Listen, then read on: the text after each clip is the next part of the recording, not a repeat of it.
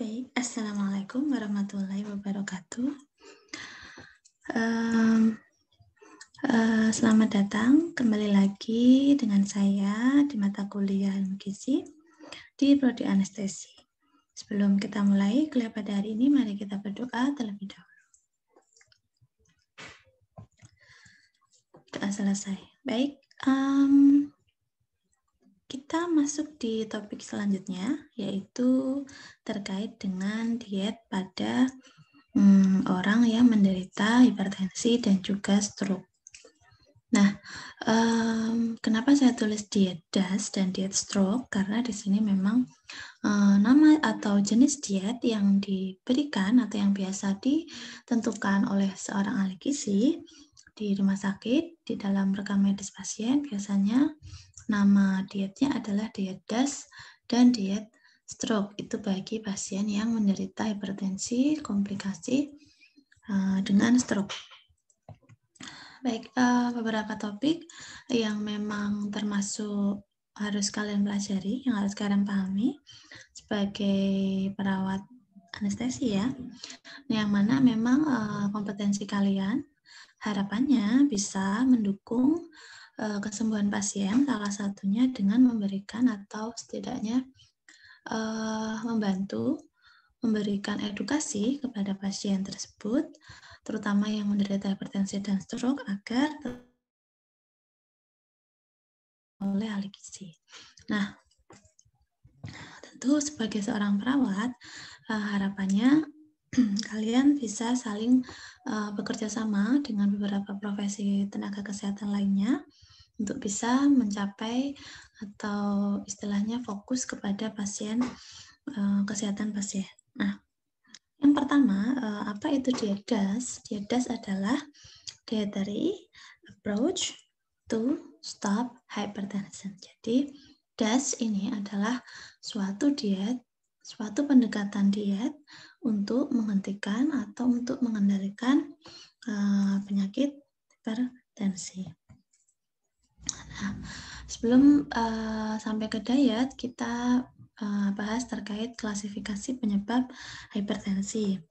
Nah, beberapa referensi yang saya dapatkan, memang beberapa hipertensi ini muncul, memang bisa berdiri sendiri, artinya dia memang muncul sendiri gitu akibat dari tekanan darah yang meningkat, hipertensi esensial. Dan hipertensi primer yang memang dia sebagai penyakit satu-satunya pada penyakit tersebut yang memang sudah diderita cukup lama. Sedangkan hipertensi sekunder ini hipertensi yang muncul akibat penyakit yang lain, atau hipertensi ini muncul akibat contohnya misalkan pada orang yang menderita ginjal, pada orang yang menderita gangguan jantung, itu juga biasanya beberapa gejalanya adalah munculnya hipertensi.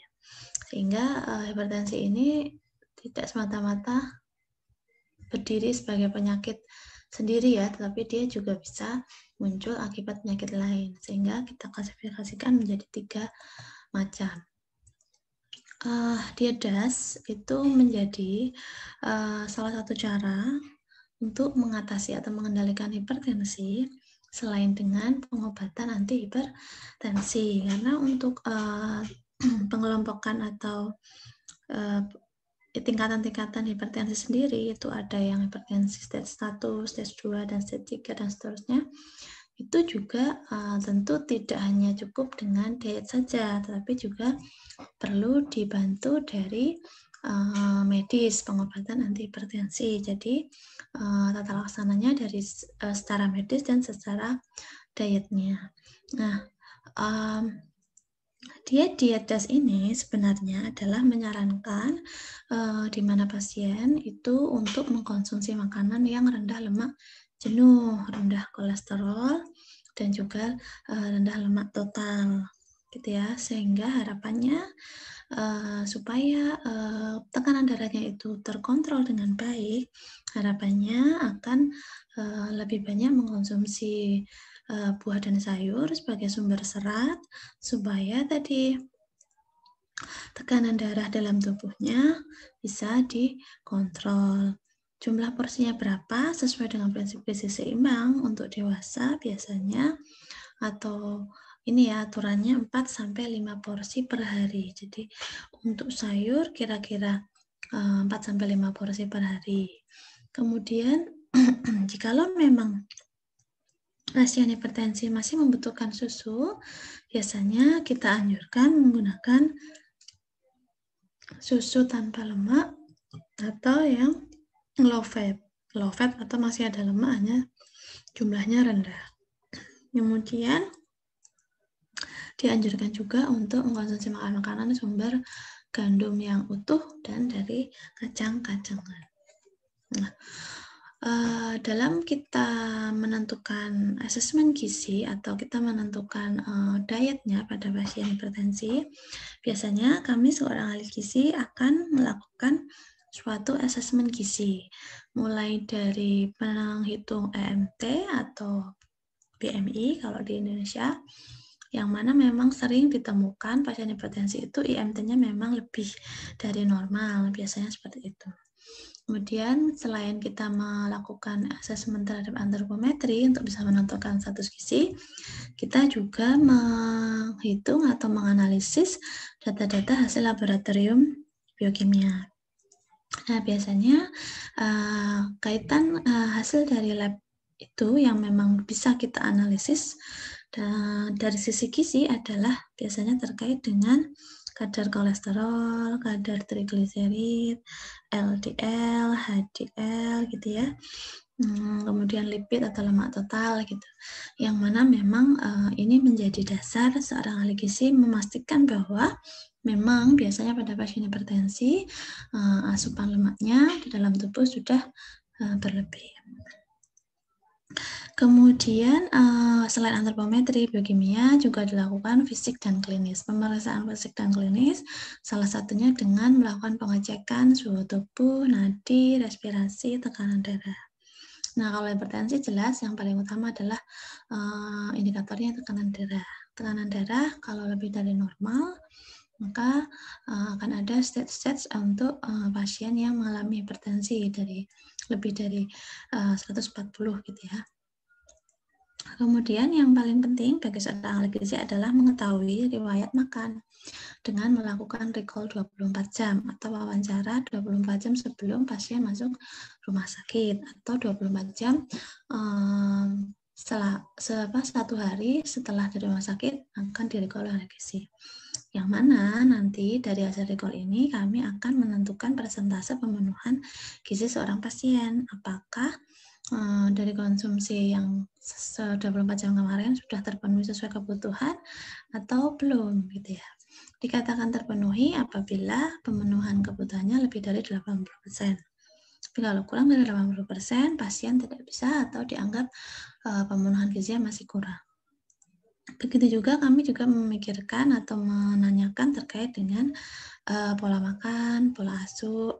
Pola makan artinya kebiasaan makan, berapa kali makan, jumlah makan berapa yang sekali konsumsi ya, porsinya berapa, kemudian jenis-jenis makanan yang paling disukai apa, yang paling sering dikonsumsi apa, dan juga riwayat-riwayat alergi, riwayat-riwayat penyakit yang memang ada kaitannya dengan hipertensi ini. Tentu riwayat-riwayat selain ini juga kita memperhatikan faktor-faktor risiko dari sisi sosial ekonomi dan keturunan keluarga ya, dari riwayat keluarga yang ada memang keturunan atau ada yang memang salah satu dari orang tua atau keluarga yang menderita hipertensi itu juga kami tanyakan gitu ya, untuk bisa memastikan bahwa pasien ini itu muncul atau terkena hipertensi akibat dari pola makan atau pola hidup yang tidak sehat, atau bisa juga karena ditambah adanya faktor resiko terkait faktor genetik dari orang tuanya. Sehingga kita akan menggali lebih banyak di interview untuk bisa mendapatkan diagnosis gizi yang tepat. Nah, kami seorang ahli gizi juga akan menentukan tujuan dietnya. Tujuan dietnya apa? Yang pasti untuk pasien hipertensi adalah bagaimana kita menurunkan tekanan darah, atau mengembalikan tekanan darah setidaknya mendekati normal. Kemudian kita juga akan melakukan langkah-langkah preventif, salah satunya dengan melakukan konseling, baik kepada pasien maupun kepada keluarga pasien. Nah, yang ketiga, tentu biasanya kalau pasien hipertensi, biasanya memang ditemukan banyak yang tadi IMT-nya lebih dari normal atau lebih dari ideal. Sehingga kita tetap harus fokus kepada penurunan berat badan dan juga lemak dalam tubuh. Ya, tidak hanya kolesterol saja, tapi juga lemak-lemak yang menempel dalam tubuh atau lemak yang menempel dalam tubuh.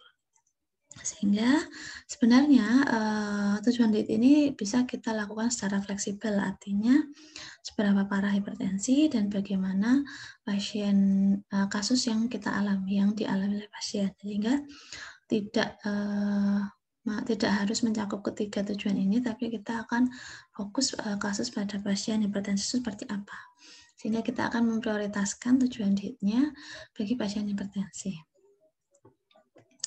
Nah, dalam kita menentukan syarat dan prinsip diet, energi yang bisa kita penuhi biasanya dalam kita menghitung kebutuhan energi pasien yang hipertensi dengan IMT lebih dari normal, overweight atau obesitas, biasanya kita menggunakan berat badan ideal, gitu ya. Berat badan ideal yang mana memang tujuannya adalah kita menuju ke penurunan berat badan atau mencapai berat badan ideal. Kemudian kita harus memenuhi protein yang cukup, kira-kira 15% dari kebutuhan total, kemudian karbohidrat yang cukup, kira-kira 55-60%, dan yang pasti membatasi jumlah konsumsi makanan sumber lemak jenuh dan kolesterol. Nah, dalam pasien hipertensi tentu kita tidak bisa saklek untuk melarang secara total, karena memang pasien ini memiliki kebiasaan yang bisa bilang harus dilakukan secara adaptasi ya, secara bertahap, sehingga kami dalam melakukan diet tetap melakukan pengaturan prinsip-prinsip supaya diet yang kami berikan tidak menyiksa bagi pasien hipertensi. Nah, terkait dengan natrium, konsumsi natrium dalam makanan itu juga kita batasi ya, kurang dari 2.300 mg per hari sampai dengan kurang dari 1.500 mg per hari. Ini berkaitan dengan tadi, kalau hipertensinya sudah stage tinggi ya harusnya konsumsi sehari natrium hanya kurang dari 1.500 mg per hari. Ya, jadi nanti tergantung dari hipertensinya di stage berapa. Nah, kenapa natrium ini diperhatikan, perlu dilakukan pemantauan dan perlu kita lakukan pembatasan, karena memang natrium dalam tubuh itu berperan dalam mengikat air. Dia bisa menyebabkan, bisa menarik air sehingga tekanan dalam darah menjadi lebih tinggi. Jadi kekentalan dalam darah menjadi lebih tinggi, karena tadi natrium bisa menarik elektrolit sehingga menyebabkan darah mengental itu sehingga menyebabkan tekanan darah yang tinggi, karena ibarat kalau dalam pipa itu diisi oleh air yang jernih, yang bening gitu ya, itu kan alirannya menjadi lebih lancar ya. Tapi kalau pipa itu terisi oleh air yang sudah dicampur dengan tanah, air yang sangat istilahnya kotor gitu, yang sudah bercampur dengan tanah dan lain-lain, itu akan alirannya pasti akan selancar yang bening ya. Seperti misalnya ini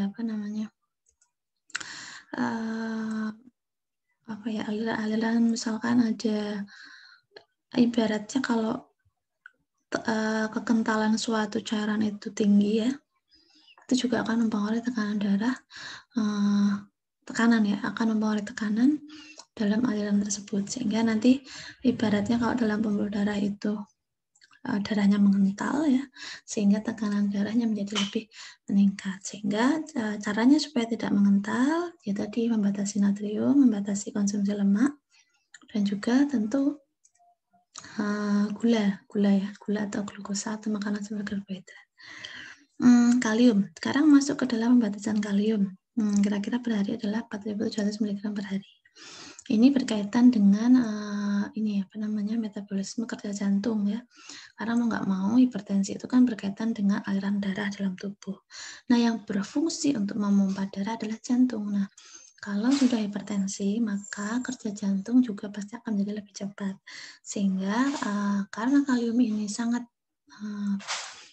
sangat bisa mempengaruhi kerja jantung ya, karena otot-otot jantung juga akan terpengaruh apabila kaliumnya terlalu berlebih, sehingga harapannya asupan kalium bisa dibatasi.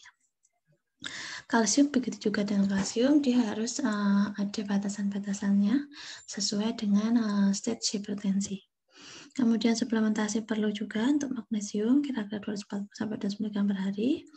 Harapannya nanti bisa sistoliknya bisa turun 1-5,6 mm per hari. Nah, yang paling penting adalah memodifikasi diet pada pasien hipertensi dengan penyakit penyerta. Nah, ini kalau ada pasien hipertensi dan ada ginjal, misalkan ginjal akut gitu ya, atau ginjal kronis, ya pasti diet DAS ini harus kita modifikasi dengan penyakit penyerta, dengan penyakit diet ginjal gitu ya. Jadi kita akan modifikasi itu. Nah, di ranah kalian itu adalah bagaimana kalian mendukung diet-diet yang sudah ditentukan oleh ahli gizi. Nah, harapannya ketika memberikan edukasi kepada pasien bisa paham bahan makan apa yang dianjurkan dan bahan makan apa yang tidak dianjurkan, lalu alasannya kenapa.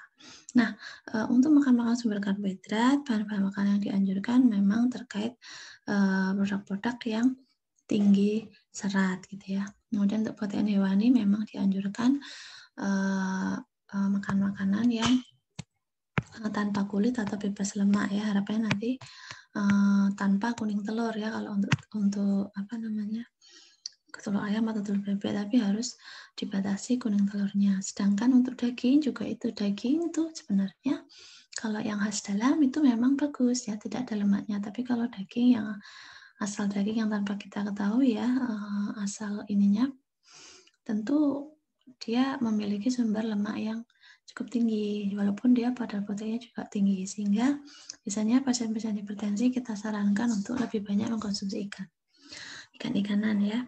Kemudian untuk protein nabati, tentu kacang-kacangan yang segar yang bisa dianjurkan ya, tahu, tempe, dan lainnya. Kemudian sayur-sayuran semua boleh yang segar-segar, kemudian buah.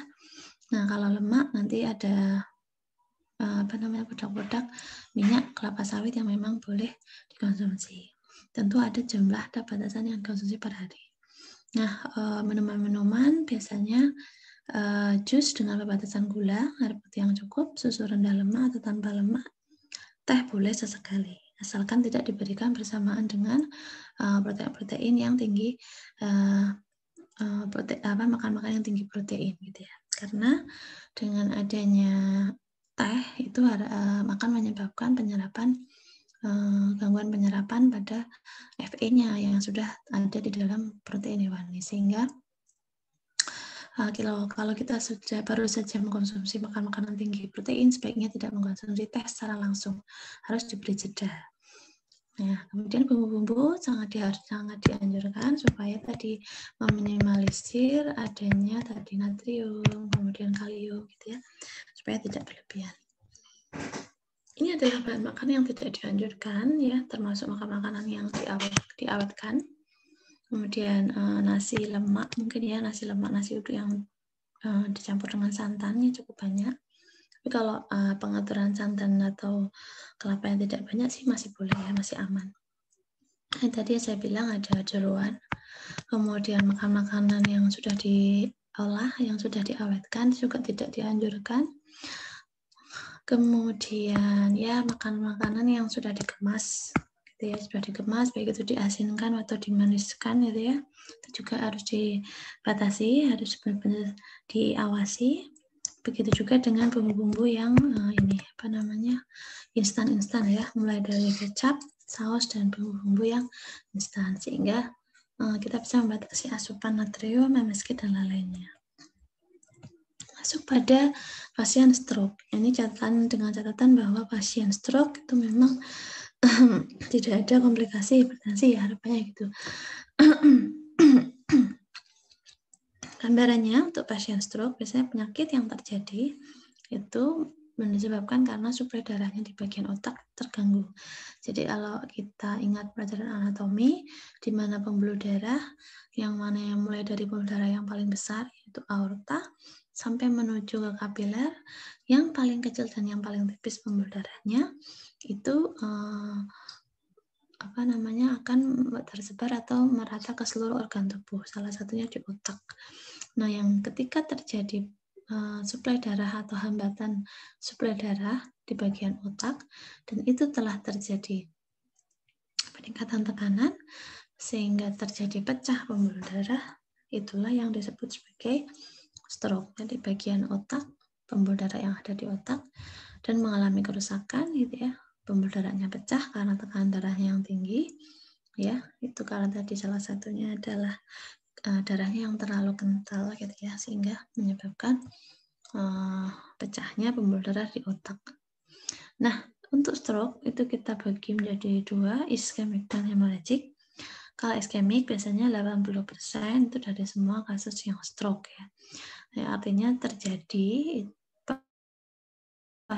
stroke iskemik ini terjadi ketika suplai darah ke otak itu berhenti atau terganggu akibat adanya penyumbatan di arteri. Jadi ada hambatan aliran darah otak. Jadi saya bilang stroke itu bisa terjadi aliran darah yang paling kecil yang menuju ke otak itu pecah atau terhambat. Artinya ya berhenti, aliran darah itu berhenti. Kalau sudah berhenti berarti suplai darah ke otak juga akan terhambat ya. Itulah yang disebut sebagai stroke iskemik. Kalau stroke hemorrhagic biasanya resiko peningkatan morbiditas dan mortalitas itu tinggi daripada yang iskemik. Karena apa? Karena di dalam hemorrhagic ini telah terjadi perdarahan. Sudah terjadi pecah, ya, pecah. Jadi saya bilang tadi stroke ada dua. Dia bisa langsung pecah. Gitu ya. Bisa juga karena terhambat. Jadi biasanya kenapa pasien-pasien stroke tuh ada yang bisa tertolong, ada yang tidak tertolong gitu, karena memang kondisinya stroke tidak bisa kita kendalikan ya, itu kan terjadi di dalam tubuh atau dalam otak. Nah, faktor-faktor resikonya yang perlu kita amati, yang perlu kita lihat adalah kalau secara personal memang usia, biasanya kalau sudah lanjut usia, beberapa ya akibat dari pola hidup gitu ya, stres yang tinggi, pekerjaan, kemudian pola makan yang tidak teratur, sehingga di usia lansia menumpuklah berbagai macam penyakit sehingga berakibat pada stroke. Jenis kelamin juga biasanya seperti itu, laki-laki dan perempuan itu memiliki resiko yang sama-sama tinggi ya, biasanya seperti itu. Biasanya kalau yang laki-laki itu akan tinggi peluangnya mengalami stroke apabila dia memang ada riwayat merokok, kemudian minum alkohol, itu juga akan berpotensi sangat besar. Ras juga bisa, suku, faktor genetik, sosial ekonomi, dan juga riwayat keluarga. Saya bilang tadi ketika kita melakukan interview, riwayat keluarga menjadi cara kita untuk melihat pasien ini mengalami hipertensi atau stroke akibat ada salah satu anggota keluarga yang menderita. Kalau secara medis, biasanya pasien dengan stroke itu memiliki riwayat penyakit yang ya sudah menaun ya, ibarat penyakit yang sudah menaun, bisa hipertensi, bisa DM, bisa hiperlipidemia, sehingga nanti menyebabkan stroke ya, sehingga dia harus rutin mengkonsumsi seumur hidupnya untuk mengkonsumsi obat, sehingga akan berakibat kepada terjadinya stroke. Faktor resiko lainnya adalah gaya hidup. Tadi saya bilang kalau ada pasien stroke, pasien hipertensi, biasanya ya yang kita temukan adalah dia obesitas, jarang olahraga, dan stresnya tinggi, pekerjaannya atau pemikiran, atau dalam tubuhnya memiliki rasanya, atau memang tadi pola hidupnya memang tadi pola makan, konsumsi alkohol, dan merokok itu masih ada budaya seperti itu. Jadi itulah kenapa kita melakukan interview sebelum melakukan asesmen, melakukan diet, pemberian diet, supaya kita bisa menganalisis bahwa pasien ini bagaimana kita mengedukasi kepada pasien supaya tadi diet yang kita berikan benar-benar dilaksanakan dan bisa sedikit-sedikit merubah pola hidup. Kemudian untuk pengkajian gizi pada pasien stroke, biasanya memang beberapa kalau di antropometrinya kita lihat biasanya pasien kalau sudah stroke banyak yang ditemukan secara bed rest, sehingga kita akan melakukan pengecekan lingkar lengan atas atau triceps gynofold. Karena jelas tidak mungkin kita akan melakukan pengukuran berat badan dan tinggi badan. Kemudian kalau biokimia, kita akan memantau kadar kalium, natrium, Hb, gula darah, dan profil lemak. Ya, karena ada kaitannya dengan kejadian stroke. Pemeriksaan fisik klinis juga akan kita cek dari hasil yang dilakukan oleh perawat atau dokter terkait dengan nadi, respirasi, kemudian ada pemeriksaan terkait apakah ada asites, apakah ada nyeri, apakah ada konstipasi, mual muntah, sulit menelan, dan lain-lain. Itulah pemeriksaan fisik klinis. Kemudian riwayat gizi yang kita lakukan terkait dengan stroke juga sama. Apakah pasien sudah pernah mendapatkan diet enteral, parenteral? Jadi diet yang diberikan melalui selang atau diet yang diberikan melalui pembuluh darah, gitu ya. Atau juga riwayat-riwayat yang sering mengkonsumsi tadi. Kalau sudah rutin minum insulin, sudah rutin minum obat hipertensi, ya pasti kita akan tanyakan kaitannya dengan kejadian stroke ini. Bagaimana mobilitasnya, apakah sudah pernah melakukan operasi sebelumnya. Itu akan kita gali di sini, termasuk hal yang paling utama adalah bagaimana pencapaian pemenuhan kebutuhan pasien tersebut melalui recall 24 jam. Nah, tujuan diet yang akan kita lakukan biasanya kita akan memenuhi kebutuhan energi dan zat gizi pada pasien stroke, memberikan makanan sesuai dengan kondisi disfagia pada pasien stroke, atau bisa juga kita akan mencegah dehidrasi pasien stroke. Jadi diet-diet ini akan kita sesuaikan dengan kasus yang kita temui, gitu ya. Jadi tidak bisa kita langsung samaratakan. Biasanya syarat-syarat yang kita lakukan, ya, perhitungan-perhitungan kita lakukan itu energi itu bisa kita hitung dengan menghitung berat badan idealnya dulu, baru nanti dikalikan dengan kebutuhan energi. Kemudian protein juga sama, berat badan idealnya berapa, kemudian dikalikan dengan standar kebutuhan protein. Ya. Lemak kira-kira 20-30% dari total kebutuhan energi. Sedangkan kolesterol harusnya yang kita berikan kurang dari 200 mg per hari. Kalau karbohidrat harapannya yang terpenuhi adalah 60-70%, kecuali kalau dia ada penyakit-penyerta dengan DM. Kebutuhan serat sangat penting, sangat tinggi, yaitu kira-kira 20-30 gram per hari. Cairan akan kita pantau jika ada edema. Kalau tidak ada edema, tetap kita anjurkan cukup air dalam sehari. Nah, untuk pemenuhan kebutuhan seharinya bagi pasien dewasa nanti bisa dilihat dari rumus IOM 2005. Nanti di sana ada pemenuhan kebutuhan untuk dewasa, gitu ya. Bagaimana nanti menyesuaikan atau melihat kebutuhan mereka sesuai dengan usia dan jenis kelaminnya. Ini adalah kebutuhan vitamin dan mineral bagi pasien stroke, gitu ya. Sangat penting juga, tadi saya bilang ada asam folat, vitamin C, natrium, kalium, kalsium, magnesium, Fe. Nah, bahan makanan yang dianjurkan harusnya tetap menerapkan prinsip gizi seimbang, jadi semua yang dikonsumsi harus mengandung karbohidrat, protein hewani, nabati, sayur, buah, dan lemak atau minuman yang memang menyehatkan. Jadi salah satunya adalah kalau mengambil protein hewani ya sebaiknya susu yang bebas lemak atau rendah lemak.